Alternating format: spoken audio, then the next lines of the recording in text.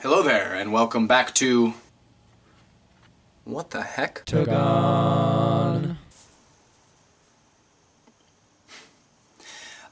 This video is going to be a continuation of... This video is going to be a bit of a departure from the videos I just made, the last two, which were on integrals of powers of specific functions. It's actually going to be a continuation of a previous video that I made where I proved the law of sines.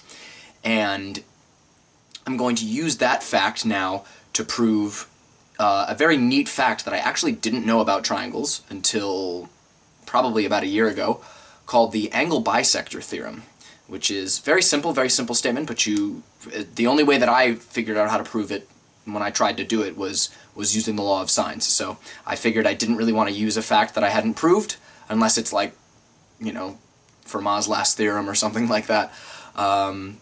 But yeah, here we go, let's do this.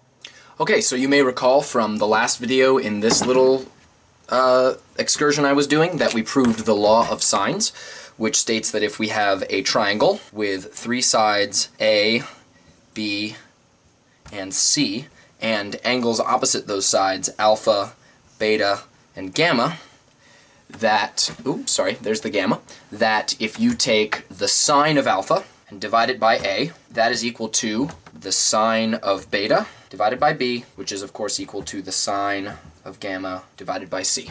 Right? This is the law of sines. And it wasn't that hard to prove. We just needed to write the area of an arbitrary triangle in three different ways. Therefore, they must all be equal to each other, and this sort of fell out of the math. And so now today we're going to use this fact to prove something called the Angle Bisector Theorem. So let's take a look at that. And now that we're moving on to new stuff, let's pick a different color because I've got to keep it exciting on what the f***ing hectagon. Focus. Focus, camera. Come on. What is it? It's the Angle Bisector Theorem. And it's very simple.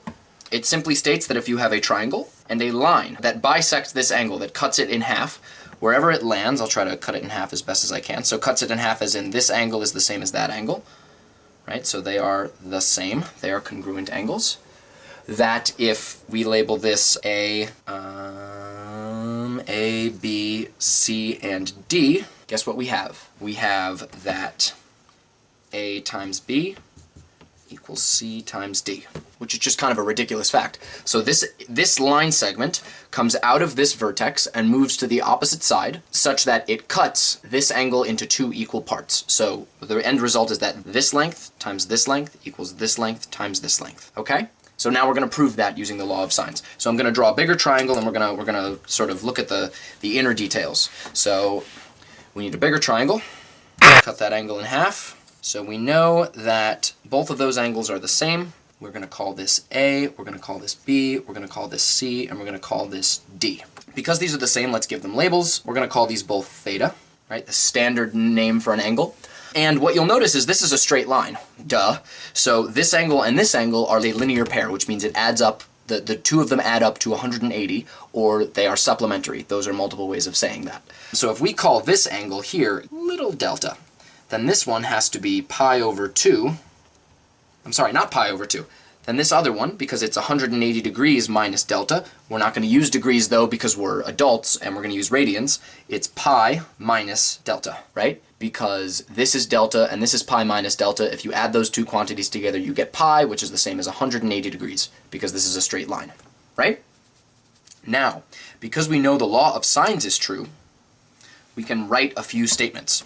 We know that the sine of theta divided by C has to be the sine of delta divided by A, because this is a triangle and the law of sines holds. So we know that the sine of theta divided by C has to equal the sine of delta divided by A, right?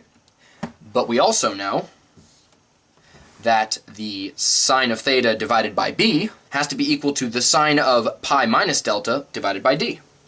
Right? Because this is just an angle, and again it's another triangle, so the law of sines holds. Pi minus delta over D. Right? So we have these two true statements right here. Correct? Which means we can solve for sine of theta because it's the same thing in both of these.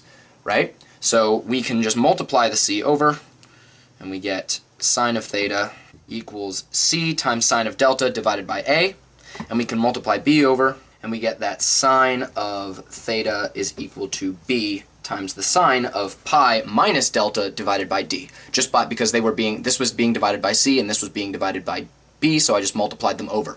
But because both of these are equal to the sine of theta, they must be equal to each other. So we can write this term as equal to this term, correct? So all we have to do is rewrite this as c over a times the sine of delta equals b over d times the sine of pi minus delta, right? Now, wouldn't it be convenient if we just had c over a equals b over d, because then we could just multiply by a and d and get our statement, right? That a times b is equal to c times d. Well, we can, because what are sine of delta and psi of pi minus delta? Well, if we imagine, an angle inside the unit circle, and we draw some angle, these angles are supplementary, right? So we have the angle theta in here, right? And then this angle is pi minus theta. But notice the y-coordinate, the height of this point here, is the same whether it's theta or pi minus theta. So that should tell you that sine of an angle and sine of its supplementary angle are equal to each other. In other words, if you take the graph of the sine function, like we did in that video where I went through graphing all the trig functions, and you shift it by pi units, it will land back on itself and be perfectly on top, like everything will match up perfectly, and so you will get exactly equal values, which means, because this y-coordinate is the same, whether it's this angle or it's that angle, and together they make 180 degrees, right? So they're supplementary, and they have the same sine value. So those two things are equal, which means this sine of pi minus delta is the same as sine of delta, which means we have a factor of sine of delta on both sides of the equation, and so we can divide it on both sides, except if it equals 0. So we have to confirm that sine of delta in this instance cannot equal 0. Of course, sine can take on the value 0 if you do it at any multiple of pi, but in this case we have to see if it actually even can. Because if you think about it, it can't, because we have we have a line segment that's internal to the triangle entirely. This line segment is completely inside the triangle, and it's cutting this angle in half. So it must hit somewhere on the other side of the opposite side of the triangle to this angle over here, which means it can't land like that. It can't land along one of the sides, thus making one of these 0, because then it wouldn't be bisecting this angle. It would be leaving all the angle to one side and then closing off on this side. So it has to be hitting somewhere on the other side, which means delta cannot be an angle of 0 radians, which means sine of or any multiple of pi, because it's between 0 and 180. Because delta does not take on the value of any multiple of pi, this will never take on the value of 0, which means we can divide both sides by it, and we are oh so close to our final conclusion. All we have to do is multiply a over, multiply d over, and we have our final statement that a times b is equal to c times d, exactly like I stated. So if you have a line segment that bisects an angle of a triangle and intersects the other side of the triangle, the opposite to those two angles, then this line segment a times this line segment b is always equal to this line segment c times this line segment d. It's a very interesting fact, and I did not know about it until about a year ago. And so there you go, that's the proof. QED, which is what was to be demonstrated. Thank you very much. I'll see you in the next video.